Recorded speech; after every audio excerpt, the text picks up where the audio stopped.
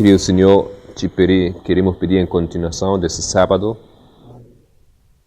nessa hora especial, sagrada, Senhor, acompanhar-nos e dirigir nossa compreensão, nossas palavras e pensamentos, querido Pai.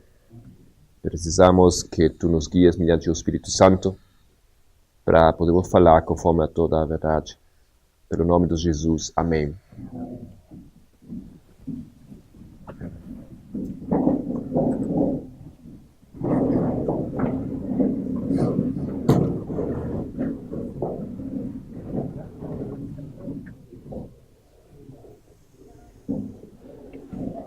Queridos irmãos, somente queria adicionar mais um detalhe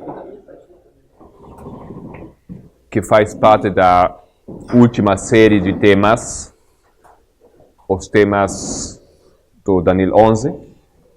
Eu só queria adicionar aqui um detalhe, talvez 10, 15 minutos.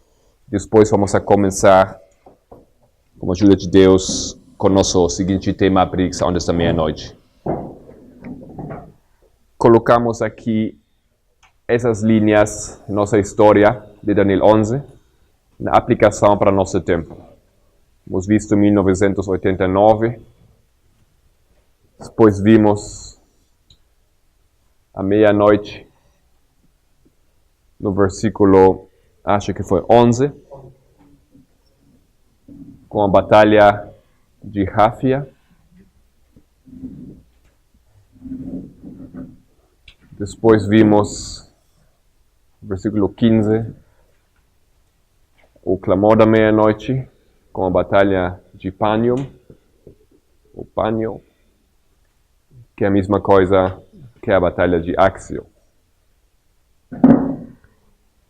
Dois eventos diferentes, mas ensinando detalhes sobre o mesmo acontecimento. Uma das coisas aqui que marcamos em meia-noite foi a perseguição do povo de Deus, dos judeus, depois da vitória do rei do sul. E ilustrando isso, lembramos que Jesus foi perseguido também na meia-noite. Gostaria de ler com vocês em Mateus 26, aquele relato.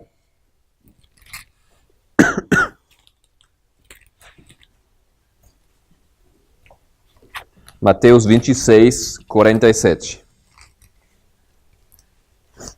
Mateus 26, 47. E estando ele ainda a falar, eis que chegou Judas, um dos 12, e com ele grande multidão com espada e varapaus, enviada pelos príncipes dos sacerdotes e pelos anciãos do povo. Agora, uma coisa que podemos identificar aqui é uma triple aliança. Temos Judas, depois temos o povo, mas o povo é enviado ou é dividido, representa dois grupos. Os príncipes dos sacerdotes e, que mais? Os anciãos do povo. Isso é o que eu quero colocar aqui para analisar e para fazer uma interpretação o que significa isso para nós. Na meia-noite, no futuro cercano para nós, estamos aguardando uma perseguição do povo de Deus. Mas essa perseguição não é a mesma perseguição do decreto dominical, okay? Onde tem uma tripla aliança também, mas não é a mesma tripla aliança. Essa tripla aliança aqui é formada por esses três grupos. Os sacerdotes são quem? Os líderes. Líderes de quê? Da igreja, do povo de Deus. Quem é o povo de Deus hoje em dia? A igreja adventista do sétimo dia. Tem que ser deles. Quem é o povo? poderia dizer membros da igreja, eu diria que eles aqui representam simplesmente a nação, política. Então aqui você pode colocar os Estados Unidos, o governo do Brasil, governo da Alemanha, governo da Namíbia, onde seja, ok? E nesse grupo aqui é especial. Quem é Judas? Nessa configuração aqui. Quem é Judas? De onde vem ele? Dos 12 apóstolos. Então, ele foi alguém que os 12 apóstolos representam os 144 mil. Não? Ou aqueles que são chamados a formar os 144 mil. Ou o remanescente. Ou os sacerdotes. Ok?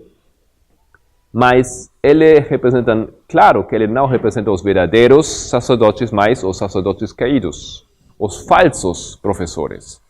Mas eles não vêm desse grupo aqui, ele vem desse grupo, do grupo íntimo, do grupo que forma esse movimento, daqueles que sabem aquelas verdades que nós estamos, aqueles que ensinam as mesmas coisas, quase as mesmas coisas, ok? Então aqui tem um grupo especial, sacerdotes caídos ou falsos, que formam uma aliança, triple aliança, simbolizando a aliança da besta, do dragão e do falso profeta, como vocês já viram na palestra de Gustavo. Isso aqui é um assunto que dá talvez, não sei, medo ou alarma, e talvez um pouco difícil para nós imaginar como a igreja pode realmente formar um grupo para perseguir o verdadeiro povo de Deus, o verdadeiro remanescente. A igreja não faria isso. Lembrando que a igreja, em muitos casos, é nossa própria família. Ok? Muitos casos. Imaginem em casos como em certas ilhas. Essa mensagem vai para todo mundo. Tem algumas ilhas onde toda ilha, ou muitas das ilhas são adventistas. Alguns estão nessa mensagem. Uma ilha, todo mundo é família, não é assim? Então tem casos assim acontecendo agora, onde tem esse tipo de dificuldades. E isso aqui é um assunto que a profecia nos mostra e parece bem claro, bem simples, na verdade. E para demonstrar a vocês que isto aqui não é uma fantasia, um caso muito pouco provável, eu quero lembrar vocês de um acontecimento da nossa história. Podemos ler aí um pouco o que fala aí, a história do ramo davidiano. Não vamos ler ainda, somente vou comentar algumas coisas. O ramo davidiano começou com um grupo que nos anos 1930, formado por Viktor Hutev, búlgaro, adventista do sétimo dia, se separou da igreja adventista do sétimo dia. Ele formou um grupo, Davidian Seventh-day Adventists. Ok? Os adventistas do sétimo dia davidianos. Ele tem algumas ideias proféticas diferentes da igreja e ele se separou da igreja. Longa história, mas esse grupo se desenvolve. Em 1955, eles formam outro grupo deste grupo, que nós chamamos o ramo davidiano. Mas, legalmente, formalmente, eles são registrados como o ramo davidiano dos adventistas do sétimo dia. Ok? Então, eles são, em muitos assuntos, exatamente o mesmo, têm as mesmas crenças como adventistas do sétimo dia. Eles são vistos como uma seita, mas eles são adventistas do sétimo dia tradicionais, ok? Então, eles usam o espírito de profecia, eles usam os mesmos textos que todo mundo de nós conhecemos, cantam os mesmos hinos, etc, etc. Mas eles formam um grupo diferente. Nesse grupo surgiu um homem que ele mudou o seu nome para David Koresh. Davi, por quê? Pelo rei Davi. Koresh é a mesma coisa como Ciro. E por que ele escolheu aquele nome? Porque ele descobriu o significado dos 7 selos. Okay? Agora, na Bíblia, Apocalipse 5 fala quem é o único capaz de compreender os 7 selos. Quem é que compreende? O Cordeiro. Quem é o Cordeiro? Jesus. Então, se ele descobre os 7 selos, quem é ele? Jesus. Okay? Ele achou que ele é um Jesus, preparando a vinda do Cristo, do outro Jesus, mas ele também é um Jesus, isso é o que ele achou, é o que ele ensinou. E tem aqui uma lógica, não? Tem uma lógica que dá para compreender a sua raciocínio. Então, à base disso, ele começou a ensinar e eles se mudaram para aquele lugar em Texas, Waco, uma cidade perto de Waco, Texas, nos Estados Unidos. Onde eles se mudaram para onde? Para o campo, okay? Fora das cidades. E eles fizeram uma fazenda, compound, vários edifícios bem fora da cidade, para viver na vida do campo e fazer o quê? Estudar a Bíblia, estudar as profecias. Eu achei esse artigo aqui de New Yorker, onde fala um pouco sobre esse grupo, dessa história do que aconteceu. Isso, tudo é história passada aqui. Fala, most people think, muitas pessoas acham que uma seita, como uma seita, e eles acham que somos pessoas que temos a mente lavada. Lavagem cerebral. Lavagem cerebral. Eles acham que os membros de nosso grupo não sabem o que eles fazem.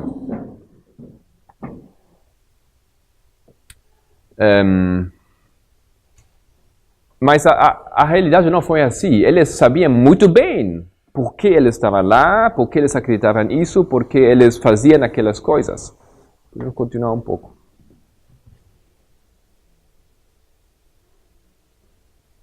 Aqui tem uma coisa interessante. Eles também tinham o que se chama um intérprete inspirado, um profeta equipado com um conhecimento divino. Então, aquele David Koresh, para aquele grupo, foi uma pessoa inspirada, que tinha uma bênção especial para compreender as profecias. Ok? Igual assim como Joseph Smith para os Testigos de Jeová, por exemplo. Uma pessoa assim.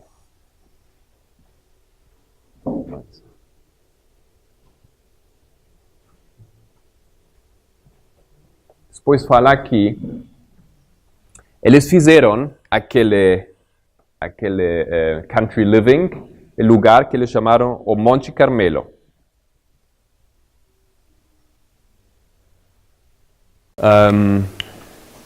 E ele simplesmente foi visto assim como outra pessoa mais dentro de uma linha longa dos adventistas do sétimo dia separados da igreja.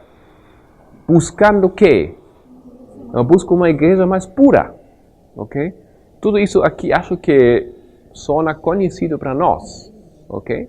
Sona até bem. Um pouco mais embaixo.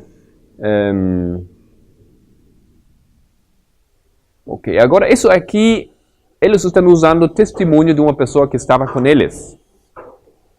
E ele falou, as primeiras vezes que eu ouvi a Koresh falar, eu fiquei convencido que isto é de Deus. Ele fez que a Escritura se virou uma coisa viva, ok? Uma experiência viva. Ele mostrou que todos os profetas da Bíblia estavam escrevendo mais para nosso tempo que para seu próprio tempo. Já ouviram isso isso alguma vez? Ok. Ele conseguiu fazer isso, a liberar, a despertar as histórias do Antigo Testamento e fazer aplicações para seu tempo. Ok? Ele falaria de reis desconhecidos do Antigo Testamento, como Acaze. Como nomes comuns. Nomes, ok. Como Acaze. Você falou de Acaze. Acaze e Ezequias. Você não falou desse agora? Ok, a mesma coisa, não? E outros nomes comuns. Ele não pregou.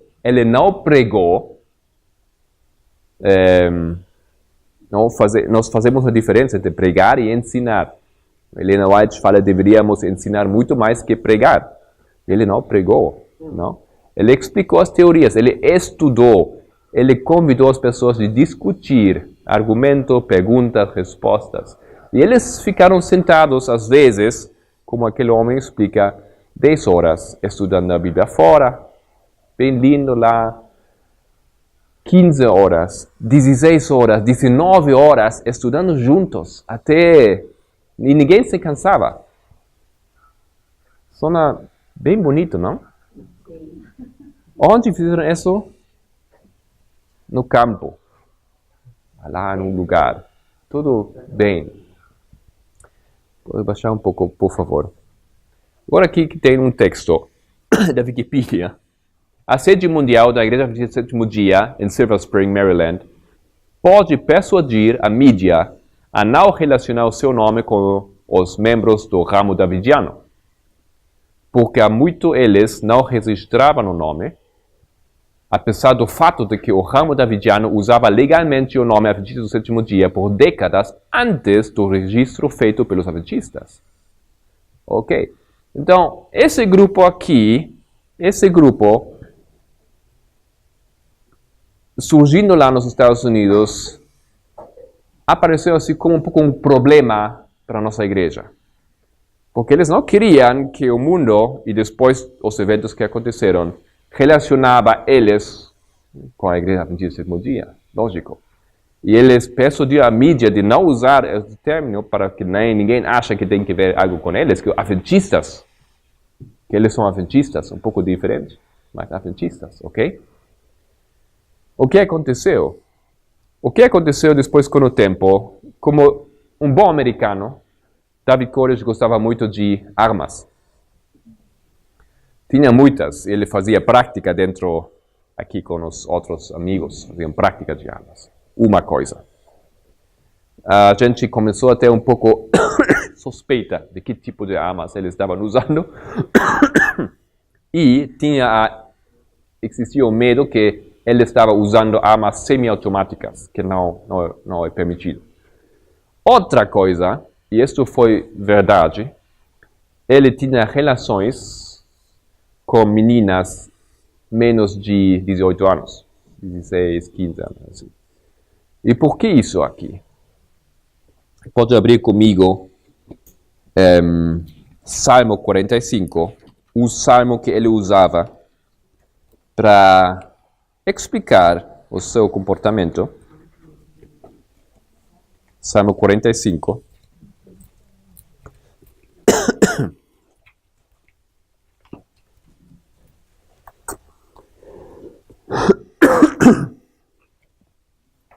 Versículo 7. Tu amas a justiça e odeias a impiedade. Por isso Deus, o teu Deus, te ungiu com óleo de alegria, mais do que os teus companheiros. Vocês lembram? Koresh, ou Ciro, em Isaías 45, 44, é chamado o ungido do Senhor. Então, esse é o mesmo que aqui, tu que fosses ungido. Quem? Ele achou que a Bíblia fala de ele, porque ele foi ungido, ele foi Koresh, ele é este aqui. Versículo 8. Todas as tuas vestes cheiram a mirra e a aloes e cássia destes palácios de marfim de onde te alegram. As filhas dos reis estavam entre as tuas ilustres mulheres. Plural. Então, o que significa isso? Ele tinha lá no seu grupo muitas mulheres, muitas famílias e filhas das famílias. E segundo a Bíblia, a quem pertenciam aquelas mulheres? Ao ungido. Então, nessas reuniões que eles tiveram, ele falou, eu não sei como vocês acham aquele texto, mas acho que é claro o que significa isso. Então ficaram alguns assim pensativos, o que quer dizer ele? O que aconteceu é que, claro, isso produz uma separação do grupo, e muitos saíram, não tem nada a ver com isso, mas ficaram ainda uns 100 pessoas, mais ou menos. 80, 90, 100 pessoas que se submeteram a essa interpretação profética literal. Ok? Se você usa a interpretação literal, você tem que concluir isso. É lógico. As mulheres de nós, desse grupo aqui, pertencem a ele. Assim fala a Bíblia. E o que aconteceu é que todos os homens entregaram as suas mulheres para David Koresh e as suas filhas também. E não foi uma coisa assim com força, isso. Eles compreenderam, eles aceitaram isso. As mulheres se viraram assim bem... para eles foi isso uma honra. Isso. Mulher de Cristo. Mulher de Jesus. E o plano dela, a lógica, foi então produzir os 24 anciões de Apocalipse 5 e 6. Ou seja, 24 filhos eles começaram a fazer. Ok? Claro, na lógica da sua teologia, tudo funcionava. Mas para o mundo afora, isso já foi um assunto incompreensível. E a base disso, começaram os ataques. E o ataque, segundo o que a mim falaram os amigos dos Estados Unidos, a primeira pedra que foi lançada contra eles foi de uma chamada telefônica de uma secretária da Conferência Geral da nossa igreja. Chamou ao governo dos Estados Unidos, a polícia, e falou, eles fazem isso, têm armas, e eles têm essas relações com menores, ok? Então, o governo dos Estados Unidos, porque não sabia o governo deles, não sabia, porque eles moravam lá bem longe da cidade, tranquilos, eles não molestaram ninguém. Eles foram para a cidade, ele gostava de tocar música no banda de rock, ok? Ele foi para a cidade, num clube, ele tocou música lá, pessoas gostaram deles, boa gente, não tem problema com ninguém. Mas os adventistas sabiam dessas coisas, os adventistas. Os adventistas não queriam que se relacionassem com eles. Então, os adventistas, antes de alguma coisa acontecer, eles iniciaram um processo.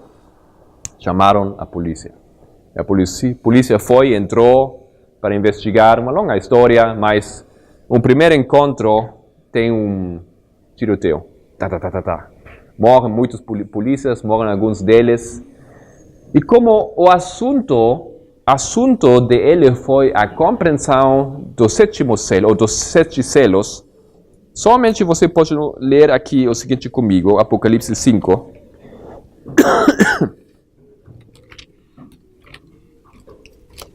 Só isso para compreender um pouco as possibilidades, queridos irmãos, de eventos que talvez parecem para nós impossíveis de acontecer.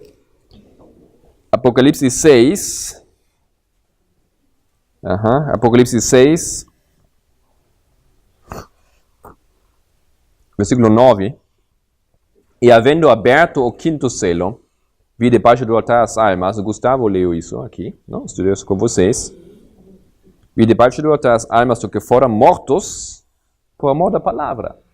Somos nós, eles acharam. Nós morremos. Muitos de nós morreram nesse ataque do Estado, porque eles já acharam que estavam dentro dos selos. E agora o que? O que vai acontecer? seguramente por um bom tempo não vai acontecer nada. Por quê? Porque a Bíblia fala aqui, deis e clamavam com grande voz, dizendo, até quando, ó verdadeiro santo dominador, não julgas e vingas o nosso sangue dos que habitam sobre a terra e foram dadas a cada vestes brancas, etc., dito que repousassem ainda pouco de tempo. Então, eles já acharam nesse tempo, no quinto selo, e eles acharam que pouco tempo não vai acontecer nada. Eles têm que aguardar dentro até os eventos continuam. Eles acharam isso. E o que aconteceu, literalmente, para eles foi uma prova da sua comissão de interpretação teológica dos selos. Então, o que aconteceu depois desse primeiro ataque? O governo americano chegou, fechou a área, bem grande área, não sei quantos quilômetros assim ao redor. Ninguém podia entrar, ninguém, avião, helicóptero podia passar. Muito longe aqui, quilômetros de área fechada. E eles mandaram acho uns 800 policiais e militares. Ok? Eles trazeram tanques, aviões do militar, helicópteros da guerra de Vietnã, tudo isso aqui. E eles sitiaram isso aqui por 51 dias, sítio. Agora, nesses 51 dias de sítio, a comunicação, como vocês podem imaginar, foi quase impossível, porque eles tinham uma interpretação dos eventos que não tinha nada a ver e não foi compreendida de nenhuma maneira pelo Estado. Pelo Estado, isso foi uma seita, eles iriam matar a todos os meninos, isso é o que eles acharam, e eles simplesmente compreenderam que estamos no quinto selo. Então, cada tipo de comunicação não funcionou. O governo queria sacar os meninos, mas eles falaram, os meninos não querem sair. Estão aqui com suas famílias, eles compreendem, eles querem ficar aqui. E foi assim um assunto simplesmente sem sucesso. Até que chegaram dois teólogos, quase ao final desse tempo aqui, os dois teólogos entraram em contato com ele, com David Koresh. E David Koresh falou, eles fizeram um negócio. Você, por que não escreve a sua interpretação dos 7 selos e vamos a publicar isso no mundo? Você sairia? Ele falou, claro, eu não quero isso aqui. Vou sair, todo mundo pode sair, agora mesmo todos podem sair, mas eles querem ficar aqui, não sou eu que não permite. Então fizeram aquele deal que ele escreveria um tratado teológico, porque isso é o que ele queria, que todo mundo compreende o significado de 7 selos, ok? Mas depois de 3 dias o governo não queria aguardar mais e simplesmente atacaram. Atacaram com gás lacrimógeno, aquele gás. Eles tiraram uns 800 gases ou balas de gás dentro, com aviões. Também eles atacaram com armas de fogo de em cima, com aviões e com helicópteros. Simplesmente foi como em inglês vocês falam, total onslaught. Ok. Demais. Completamente demais o que aconteceu aqui. Eles simplesmente queriam aniquilar de toda forma, toda a costa, quienes estavam aqui. E morreram uns 74 pessoas, incluindo 25 meninos, que segundo o Estado, eles queriam liberar aqueles meninos. Okay? Tem diferentes teorias do que aconteceu, mas possivelmente, simplesmente, o ataque deles causou fogo dentro desse lugar e todos queimaram. Queimaram todos, ok? Essa é a história, queridos irmãos. Essa é uma história verdadeira. Aconteceu quando foi isso? No 19 de abril de 1993. O 19 de abril para o adventismo é uma data importante. Não? Vocês lembram? O desapontamento, o primeiro desapontamento. Mas não sei se tem que ver algo com isso, mas esse dia temos aqui na história presente um exemplo do que pode acontecer. Nas investigações, depois, investigações de como foi, por que foi, quem fez, deveria ter sido assim ou diferente, uma grande parte dos documentos importantes que mostravam o procedimento do governo desapareceu, porque o único que eles sabem é que uma secretária mandada por Hillary Clinton entrou na oficina e pediu acesso aos documentos e nunca mais voltaram. Ok?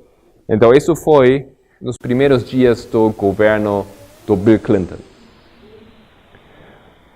Bom, queridos irmãos, isso somente para poder ter uma ideia do que é possível, de que é possível. Parecia simplesmente totalmente innecessário fazer isso aqui. Porque a ideia do que o Estado tinha desse grupo foi uma ideia que não foi a realidade. O que o grupo acreditava era totalmente falso, sim. Mas eu acho que vocês aqui poderiam ter solucionado o problema deles. Porque o problema deles foi um problema teológico. Interpretação literal da profecia. A igreja adventista do sétimo dia somente tinha uma solução para esse caso aqui. Avisar, alarmar, fazer aliança com o Estado. Para se desfazer desse grupo extremista. Ok? Por que a igreja não tinha outro meio de solucionar isso? Porque a igreja do sétimo dia também interpreta as profecias literalmente. Então, a igreja estava, na verdade, no mesmo lado deles. Logicamente, eles não têm uma maneira para solucionar o problema, porque foi literal. Ok? E a igreja não tinha como argumentar e desfazer os argumentos deles, porque eles também interpretam literal.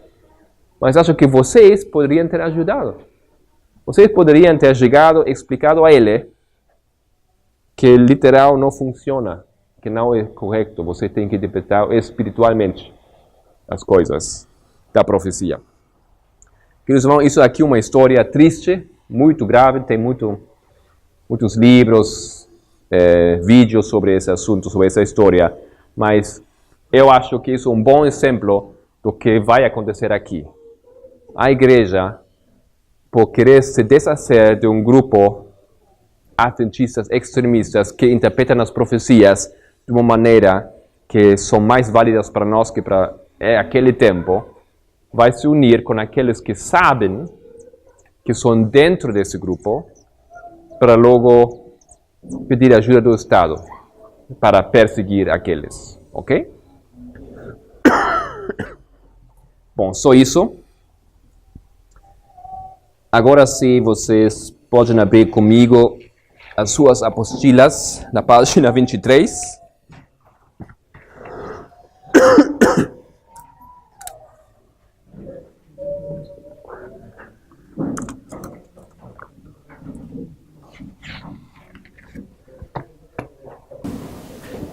E vamos a começar a estudar aquele tema da predição antes da meia-noite. Para iniciar, vamos a estudar uma linha que é a linha dos eventos na vida do Snow, Samuel Snow. Samuel Snow foi aquele jovem que trouxe o clamor da meia-noite para um movimento milerita. Ok? E dessa maneira chamamos isso os 7 trovões de Samuel Snow. Vocês já estudaram os 7 trovões? 7 trovões, 7 eventos.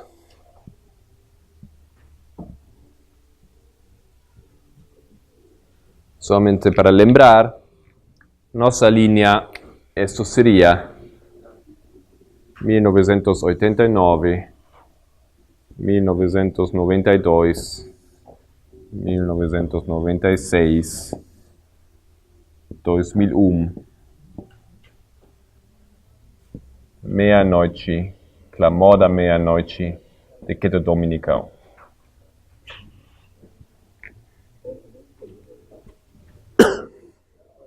Sete trovões.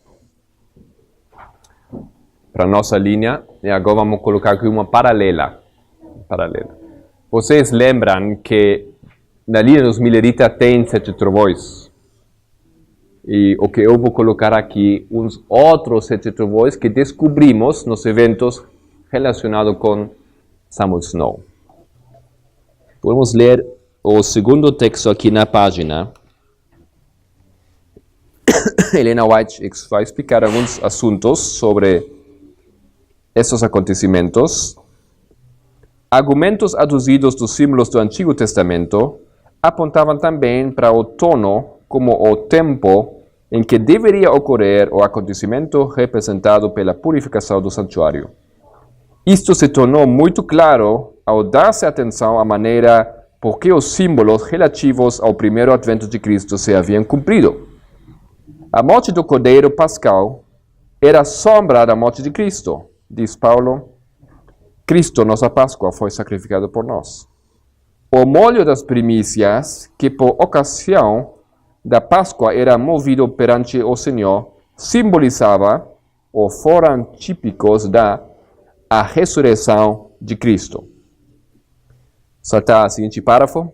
Aqueles símbolos, em inglês fala, aqueles tipos, se cumpriram, não somente quanto ao acontecimento, mas também quanto ao tempo.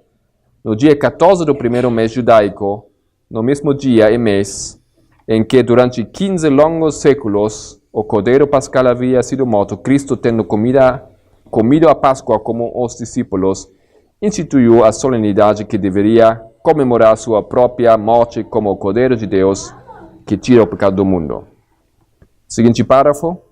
De igual maneira, os tipos que se referem ao segundo advento devem cumprir-se ao mesmo tempo designado com símbolo, no culto simbólico.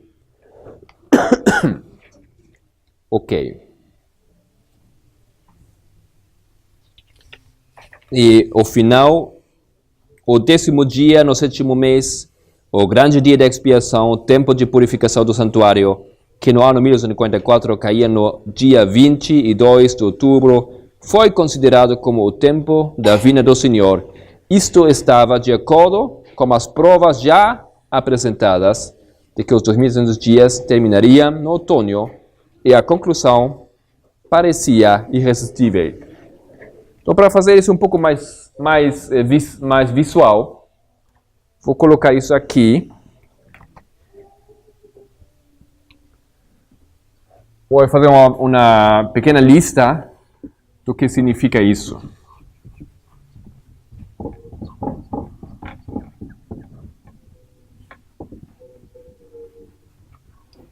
O que Helena White descreve aqui foi um descobrimento de Guilherme Miller. Aquela lógica que as 7 festas, 1, 2, 3, 4, 5, 6, 7 festas, das quais as primeiras acontecem na primavera. Vou colocar isso aqui. Acho que não. Não. Mas talvez você me pode corrigir aqui. E as últimas ocorrem no outono.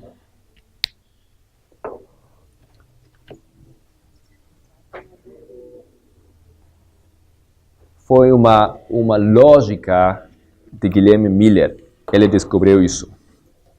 A primeira, no dia do 14 do primeiro mês, a Páscoa. A segunda, no dia 16 do primeiro mês, as primícias. A terceira, no 6º dia do terceiro mês, as festas das semanas.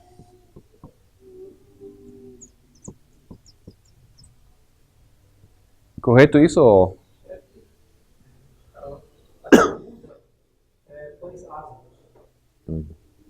Ok, sim. 15, aqui. 14, 15. Aham, sim. Eu vi isso também, tem isso, mas no texto depois eles não mencionam isso aqui. Se você olha na carta, na página 24, é uma carta. O primeiro parágrafo é uma carta. O segundo parágrafo, embora esses cálculos é um texto de um livro de um teólogo da nossa igreja. O nome dele é Gerhard Darmstadt. Se vocês seguiram a discussão nos últimos anos sobre o pastorado da mulher em nossa igreja, vocês seguramente ouviram desse homem, porque ele escreveu para a Conferência Geral, no comitê que eles fizeram para investigar o assunto, ele escreveu os textos que defendem a postura bíblica que a mulher não poderia ser pastora, nem ancião, ok? Ele escreveu um livro, aquele livro aqui, FSDA,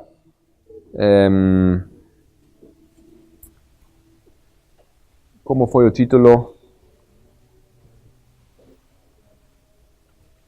Já esqueci, vou lembrar.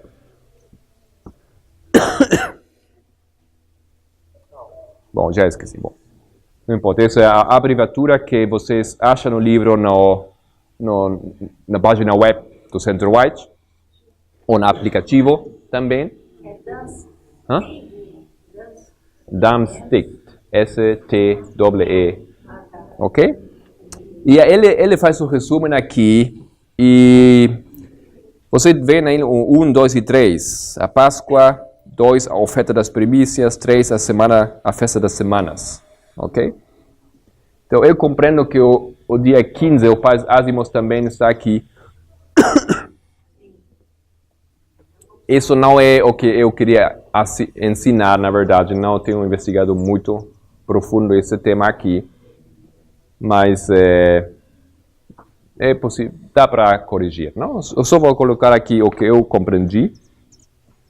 Temos aqui a festa do primeiro dia do 7º mês, festa das trombetas. O 10º dia do 7º mês, a dia da expiação.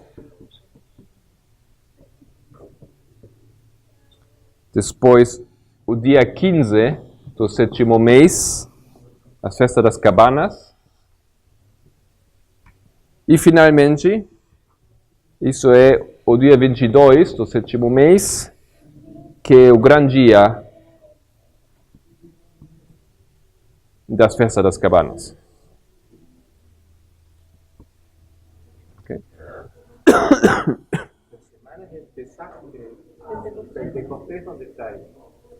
Ok. Agora, a aplicação aqui. Essa é a crucifixão. Isso é a ressurreição. Isso é Pentecostes.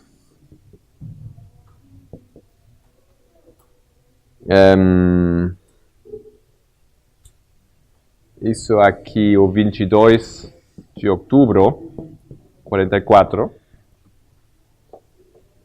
O que achei acerca disso é o começo do trabalho de Guilherme Miller. O começo da pregação do primeira mensagem angelical. Seria 1833, 34. E estes aqui seriam depois do milênio. Ok? Então, talvez o dia 15, a festa dos pais ázimos, o dia quando Cristo ficou dentro, descansando, não? O sábado. Talvez deveríamos sacar um desses e colocar isso aqui. Não é tão importante para mim, nesse momento, de compreender exato quais são aquelas 7 festas, mas o que fica claro aqui é o seguinte: Guilherme Miller descobriu isso. Ele descobriu que aquelas festas seriam cumpridas, ou foram cumpridas, no tempo de Cristo. Tudo isso aqui acontece no ano 31 depois de Cristo, ok? Então, se estas festas tiveram o seu cumprimento no tempo literal, no tempo, não, de uma maneira simbólica, na primeira vinda de Cristo, a sua lógica foi, então, aquelas outras festas do outono que faltavam, eles têm que se cumprir seguramente no tempo do segundo advenimento de Cristo. Dessa maneira, ele esperou, aguardou que aquelas festas se cumprissem no seu tempo. Isso foi parte da compreensão dessa data aqui. Ok? É só isso.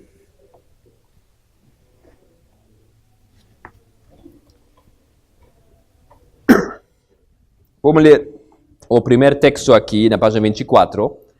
Isso foi a carta de Guilherme Miller a Himes. Irmão Himes, minha saúde está melhorando, como meus pais diriam. Tenho agora apenas 22 furúnculos, desse tamanho de uma uva até uma noz. O primeiro texto na página 24. Ok? Um pouco o humor dele, não? Assim, humor seco dele. No meu ombro, lado, costas e braços, estou verdadeiramente aflito como Jó. E tenho muitos consoladores, só que eles não vêm me ver como os de Jó. Os seus argumentos não são tão racionais. Quero ver o irmão Bliss. Espero que ele esteja certo sobre a terminação dos períodos, mas eu acho que ele não está. Eu lhe direi por quê. Se vocês examinarem, encontrarão todas as cerimônias e tipos da lei que eram observadas no primeiro mês, ou no equinócio vernal. Tiveram seu cumprimento no primeiro advento e sofrimentos de Cristo. Mas todas as festas e cerimônias do 7º mês, o equinócio do outono, só podem ter sua realização em seu segundo advento. Então, o primeiro acontecimento aqui, a carta de Miller a Himes. E nessa lógica, isso marcaria o primeiro trovão no tempo do fim. É uma lógica, simplesmente, uma linha que estamos descobrindo que como um fractal, ok? Miller, isso Miller, esse ainda é de Miller. E por que colocamos aqui na linha do Snow uma carta de Miller? Simplesmente porque Snow, ele se basou nessa carta, ou nessa lógica, ok? Snow pega isso, e ele elabora, continua investigando sobre essa lógica. Ou seja, a base do desenvolvimento da compreensão do Snow foi Miller.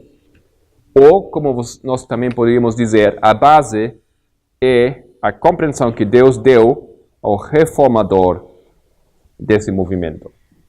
O que ao final vai sair aqui, a nova luz, o clamor de meia-noite, não é elaborado por Miller, é elaborado por Snow, mas está baseado em Miller, está em harmonia com Miller.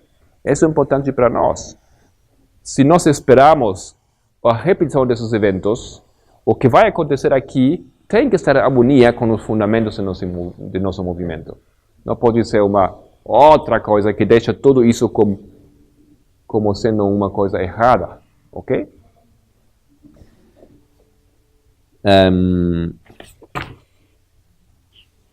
Seguinte página. 25. Segunda. A carta pessoal de Snow a Sadat. Agora sim, isso é de Snow. Querido irmão Sadat, desejo apresentar alguns pensamentos para a consideração cuidadosa dos queridos irmãos da fé do Advento. É um ponto em que eu difiro de muitos deles, isto é, a terminação dos períodos proféticos. Faço isso não porque busco controvérsia, longo disso, etc. Vou saltar ao final. Toda a minha alma expira a oração: vinde, Senhor Jesus, e venha depressa. Mas o Senhor me mostrou, eu acho, que devemos esperar e sofrer um pouco mais. Quando ele escreve isso? Abril. 3 de abril, 44. Ah, desculpa. Next page. Não, 3 de abril. Next page. The next two pages forward. February 16. Sim, é verdade. Ele escreveu isso no 16 de fevereiro. 1844. O que eu quero dizer aqui, nessa linha dos mileristas, o 16 de fevereiro, aquela data aqui, 3 de abril, é a compilação do texto. Ok? Mas aquele texto usa uma carta, que ao final você pode ver na página 27, fala Nova York, 16 de fevereiro. A carta de Snow a Sadat. O que ele vai fazer, o que acontece aqui, temos que lembrar onde estamos. Estamos em fevereiro 44. Os mileristas já aguardaram a vinda de Jesus 43. E não aconteceu.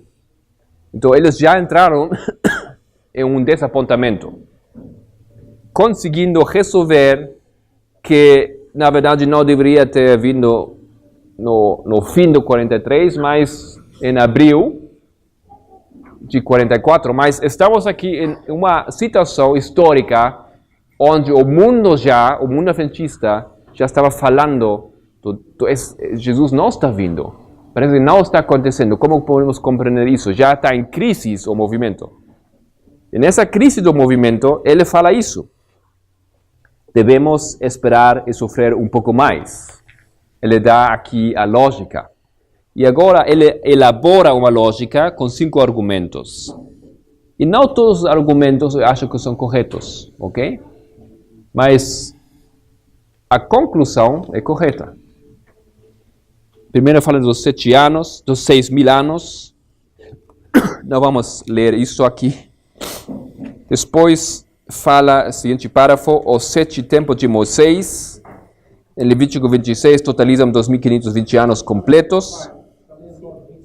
25. Agora 26. Último parágrafo.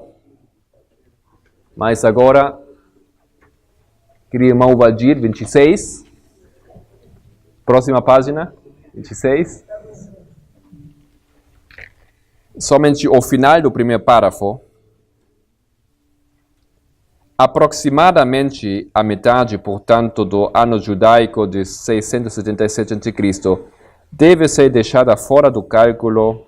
Isto prolongará necessariamente o período dos 2520 até o outono de 1844. É um pouco desagradável se vocês têm que ler um texto e sem compreender do que fala o texto, mas não temos o tempo de agora de estudar toda a lógica dele. Só talvez é possível nos enfocar no resultado, a conclusão dele. A conclusão dele é que todas aquelas datas que ele vai investigar agora não se poderiam ter cumprido nem em 43, nem no início do 44, mas todos têm que se acontecer no fim do 44. Ok? E ele tem várias provas aqui. Por toda uma lógica que ele coloca aqui, o período dos 2.520 anos até o outono de 44. Estamos em fevereiro. Devemos aguardar um pouco mais. Essas coisas acontecerão mais tarde, no outono. Ok? Seguinte parágrafo. os 2.300 dias de Daniel 8 começaram com as 70 semanas em 447. E agora, saltando ao final do parágrafo, ao final da página, na mesma página 26, ao final, então adicione essa data, estes 1816 anos, e nós vemos que nos traz ao outono de 1854. Então, ele tem aqui uma série de lógicas, e sempre o resultado não tem que acontecer agora, tem que acontecer no outono. 27. Com respeito aos 1.290 dias e 1.335 dias de Daniel 2, eles devem naturalmente começar junto. Podemos ler todo aquele parágrafo. Porém, este último termina com os 2.300 em 1854, e porque há uma diferença de somente 45 anos entre os dois períodos, os 1.290 dias não poderiam ter terminado em fevereiro de 1798, porque 46 passaram desde aquela época. Os períodos devem ter começado em 509. Isso é errado. Não é correto. Ok? Não é correto, porque os 1.290 começaram em 508. Os 1.290 dias que terminam em 1799, ele acha. Não 99, 98. Mas ele, usando essa interpretação errada, e nesse ponto aqui, outros pontos estavam corretos, ele chega a dizer, como começo da carreira de Napoleão da Sangue e Conquista, 1.335 dias, terminando no outono de 1844. Ou seja, ele usa o argumento dos 6.000 anos, não limos isto, o argumento dos 2.520 anos, o argumento dos 2.300 anos, o argumento dos 1.335 anos e o argumento dos 1.290 anos, e todos estes têm que terminar em outono de 1844. Pelo menos estes aqui não são bem corretos. Mesmo assim, a lógica é correta, ok? A lógica a conclusão é correta da sua primeira carta que ele escreve sobre esse tema, em fevereiro de 1844. Bom, queridos irmãos, somente um ponto mais para fechar essa hora. Página 27, ponto 3. Publicação no Advent Herald. Isso é uma publicação e o editor ele escreve o seguinte aqui. Podemos ler o segundo parágrafo. Nosso irmão cometeu um erro, falando do Snow. Um erro de humano em sua referência ao Dr. Hales. E poder ter sido enganado pelo diagrama do irmão Hales, publicado em Watchman's Last Cry, no qual o mesmo erro foi cometido. Além disso, os 1.335 dias não foram mostrados para começar depois de 508. Portanto, não podemos encontrar nenhum tempo além do ano judeu de 1943, e se há algum tempo além disso, só podemos esperar pela visão pouco tempo. Essa cronologia pode variar do tempo indicado. Embora inserimos o artigo, estamos em desacordo com as conclusões do nosso irmão. Ok? Então, o que acontece aqui, que a mensagem, isso sim é certo aqui, o 3 de abril,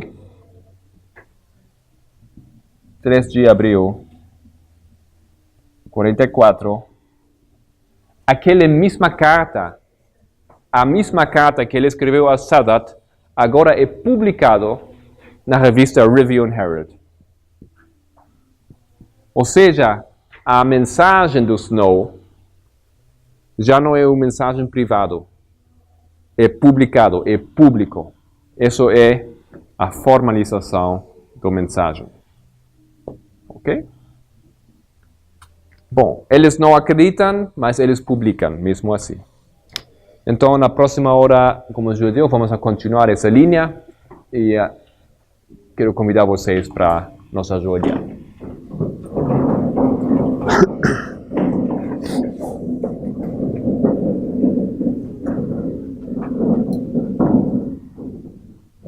Nosso querido Senhor, nosso Pai Celestial, obrigado por esse dia tranquilo, agradável aqui, em comunhão. Podemos estudar, podemos perguntar, podemos investigar, Senhor. Temos esse tempo precioso. Abençoe cada um de nós, com nossas perguntas, nossas lutas, nossas questões que temos, nossas circunstâncias da vida, para achar o caminho verdadeiro, para abraçar a mensagem que Tu estás dando a esse povo nessa altura da história. Te agradecemos pelo sábado. Por nome de Jesus. Amém.